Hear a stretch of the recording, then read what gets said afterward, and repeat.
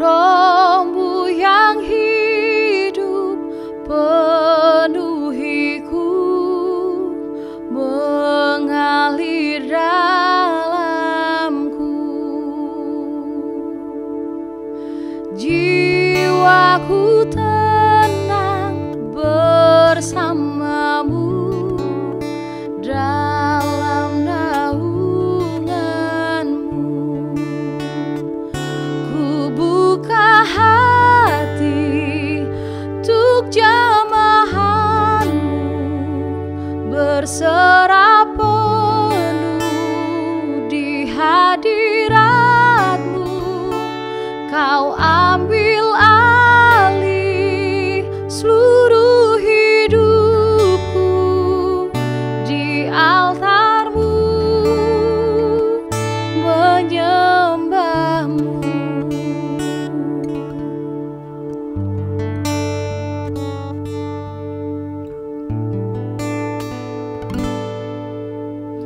Roh-Mu yang kudus pulihkanku, Engkaulah damaiku. Ku hidup oleh anugerah-Mu yang menyertaiku, yang menyertaiku. Ku buka hati untuk jamahanmu, berserah penuh di hadiratmu. Kau ambil alih seluruh hidupku di altarmu, menyembahmu.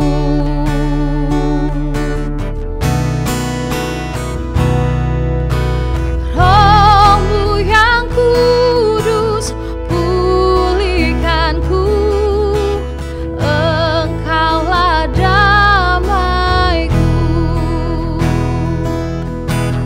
Ku hidup oleh anugerah-Mu yang menyertaiku,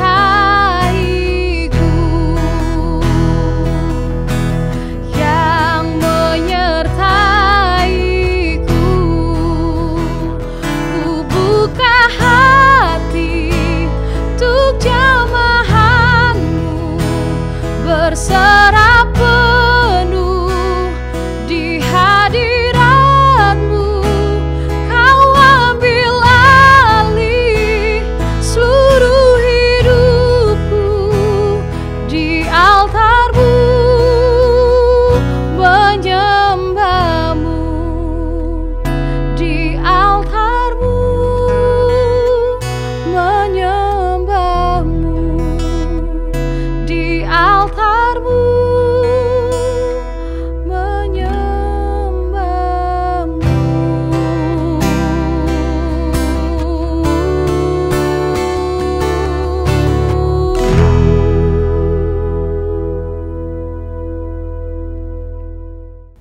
Shalom, selamat pagi dimanapun saudara berada.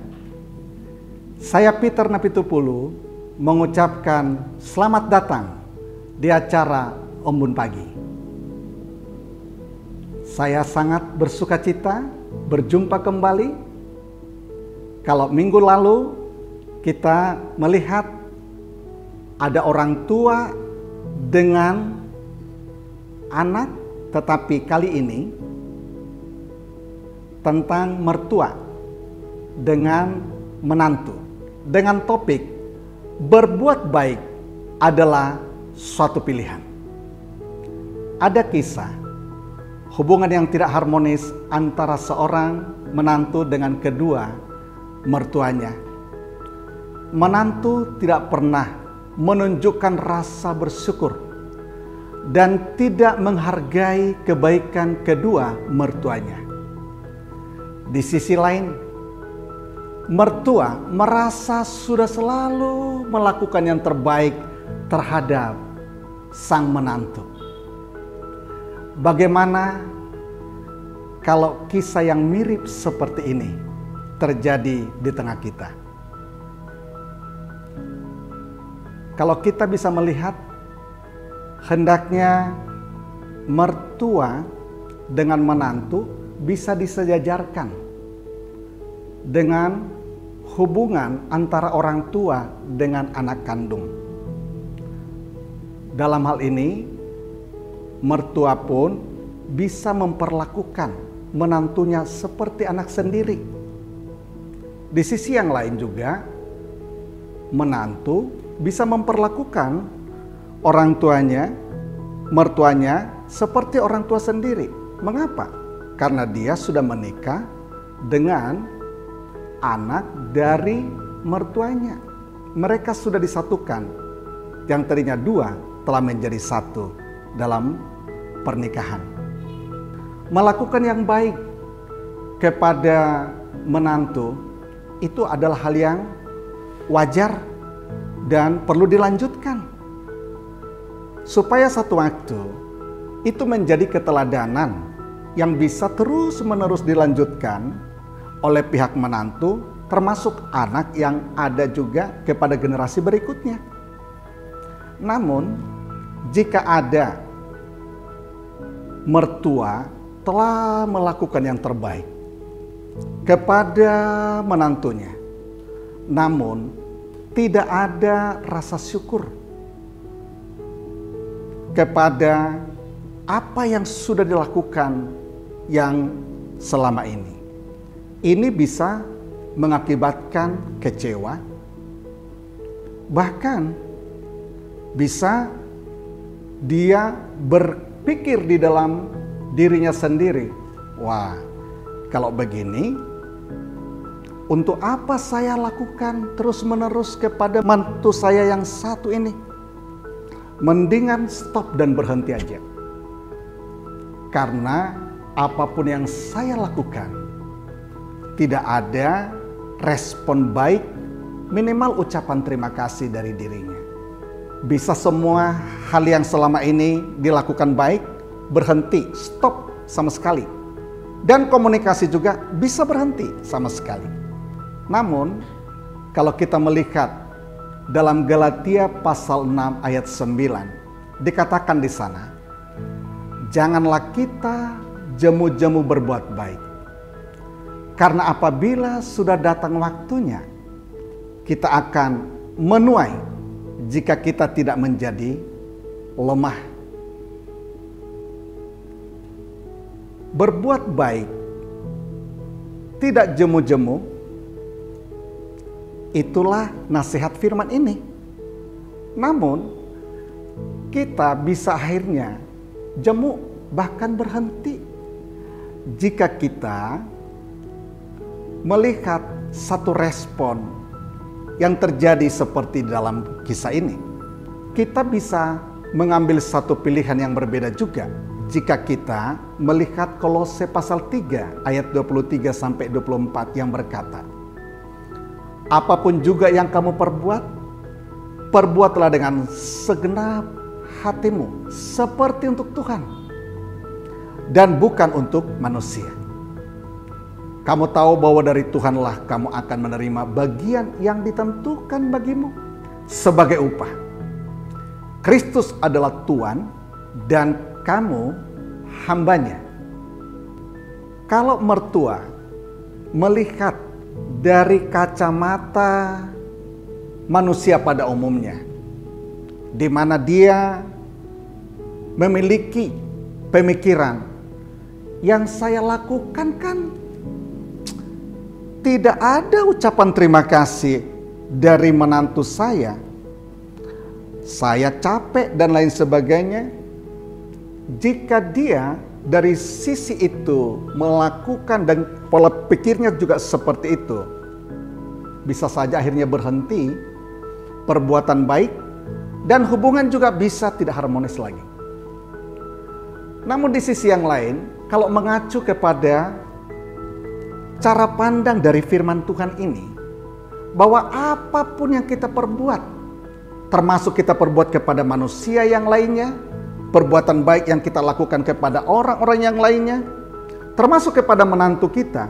Jika kita lakukan itu seperti untuk Tuhan, maka beda lagi. Karena apa? Karena dari Tuhanlah berkat kita akan terima sebagai upah.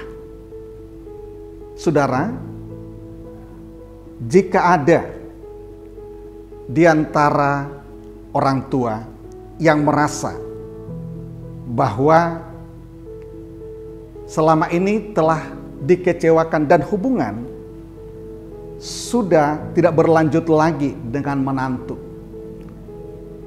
pilihan ada di tangan kita. Apakah kita mau berlanjut atau tidak? Karena firman Tuhan mendorong bahwa berbuat baik adalah satu pilihan dan Tuhan yang memberikan upah kepada kita.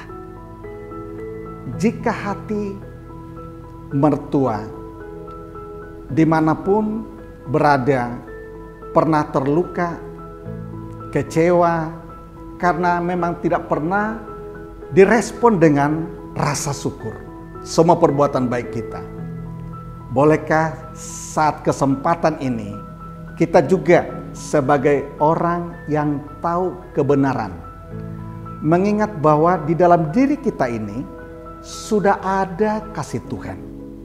Karena sejak kita terima Yesus sebagai Tuhan dan Juru Selamat kita secara pribadi, kasih Tuhan itu sudah berlimpah dalam diri kita.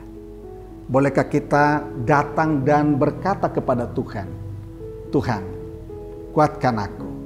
Dan kita pun akan dimampukan oleh Tuhan untuk mengampuni. Dan jika kita sudah mengampuni, hati kita bisa dipulihkan Tuhan, sembuh,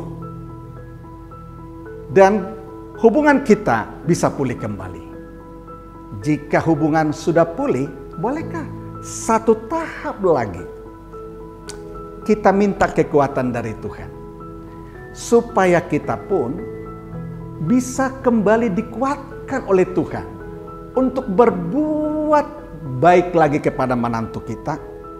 Tetapi sebatas yang bisa kita lakukan. Jangan justru akhirnya pun menjerumuskan kita karena kita terlalu baik dari manapun kita lakukan untuk menantu kita.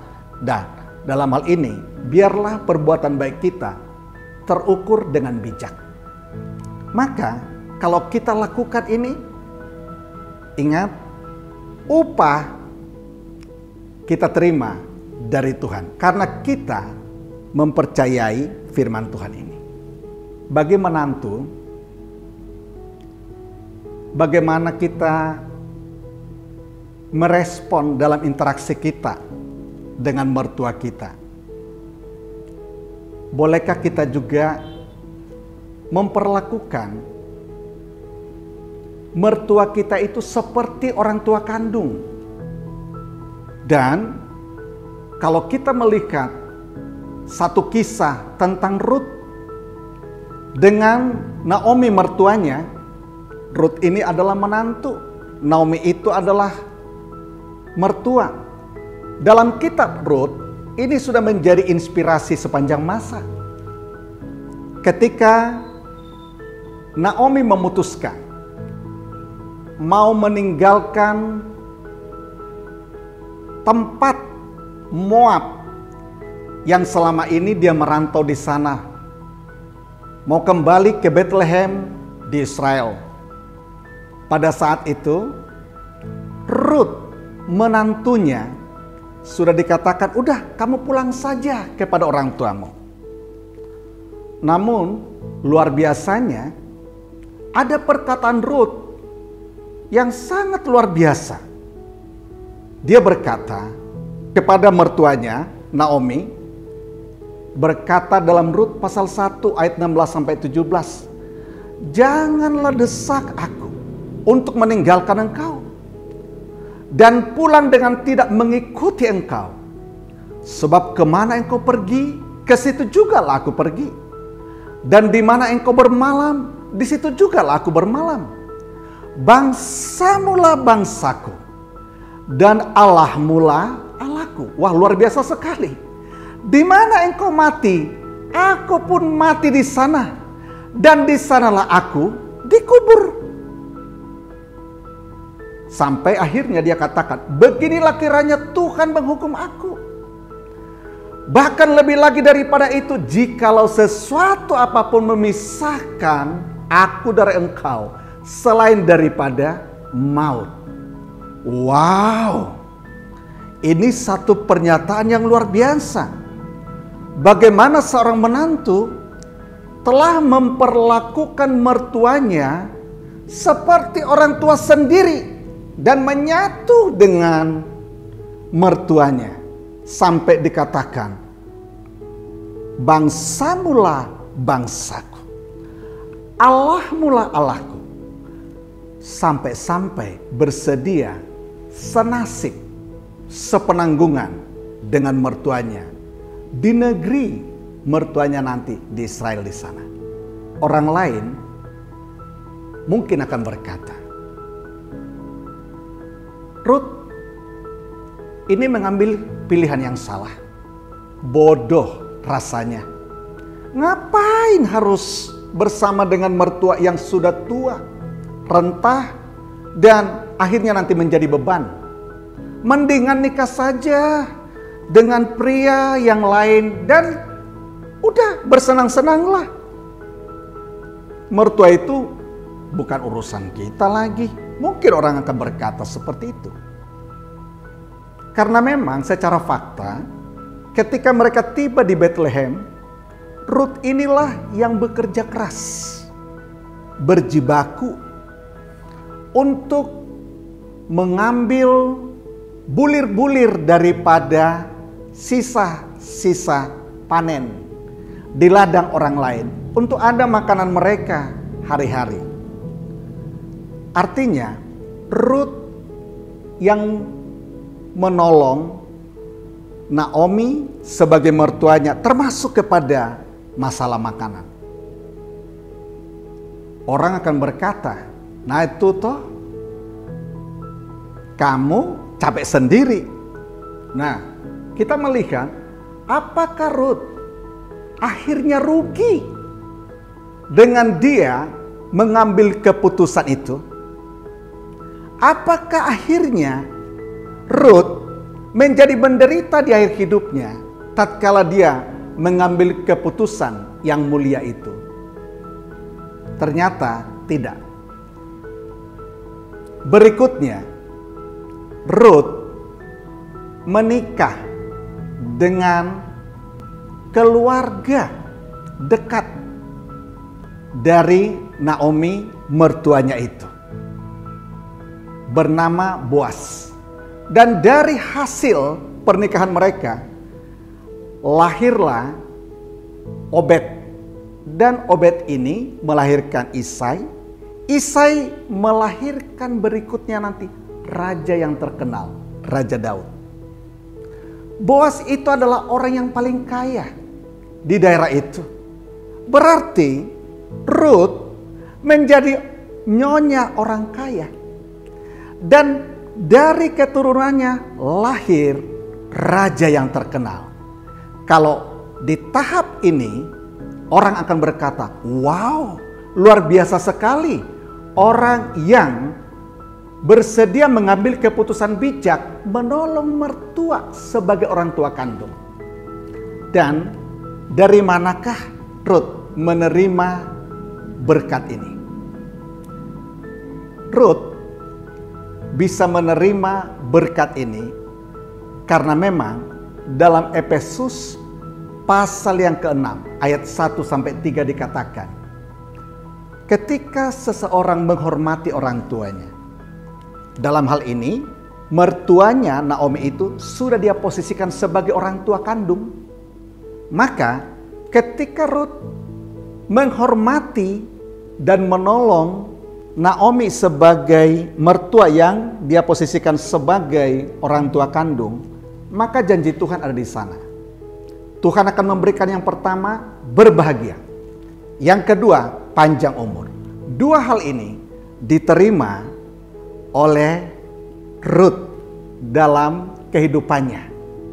Saudara, mengambil keputusan yang bijak untuk memperlakukan mertua kita sebagai orang tua kita dan menolong mereka sampai mungkin akhir hidup mereka, berarti tidak ada ruginya. Yang ada adalah ada berkat, ada kebahagiaan diberikan Tuhan, dan ada juga panjang umur diberikan oleh Tuhan. Tapi memang tidak mudah. Bisa saja seorang menantu sulit memperlakukan mertua seperti orang tua kandung. Tetapi bolehkah dengan kisah Rut ini kita bercermin juga dan kita jadikan itu satu teladan, sehingga kita pun bisa memposisikan mertua-mertua kita seperti orang tua kita sendiri. Karena Rut sampai berkata, "Bangsamulah bangsaku, Allahmulah Allahku," dan bersedia sepenanggungan dengan mertuanya. Jika kita, seorang mantu, sulit memperlakukan mertua kita seperti orang tua kandung dan mengasihi mereka, bolehkah kita minta kekuatan dari Tuhan saat ini, supaya Tuhan memampukan kita. Dan jika kita sebagai menantu juga, akhirnya juga ketika melayani mertua kita sampai akhir hidup mereka, sampai mungkin dipanggil oleh Tuhan, kita merasa kurang mampu, bolehkah saat ini juga kita berdoa kepada Tuhan, supaya Tuhan menyanggupkan dan memampukan kita, karena ada berkat di balik itu. Pilihan itu ada berkatnya. Dan bagi para mertua yang seperti dalam kisah ini, jika mungkin diperlakukan tidak dihargai, tidak ada ucapan terima kasih dari menantu padahal kita sudah melakukan yang baik, bolehkah saat ini kita datang kepada Tuhan untuk kita berdoa supaya Tuhan memampukan dan menyanggupkan untuk mengasihi, mengampuni, dan lihatlah, lakukanlah apa yang baik kepada menantu kita seperti untuk Tuhan, dan dari Tuhanlah upah kita terima. Bolehkah saya ajak kita tundukkan kepala dan kita berdoa. Bapa dalam Yesus Kristus, kami berterima kasih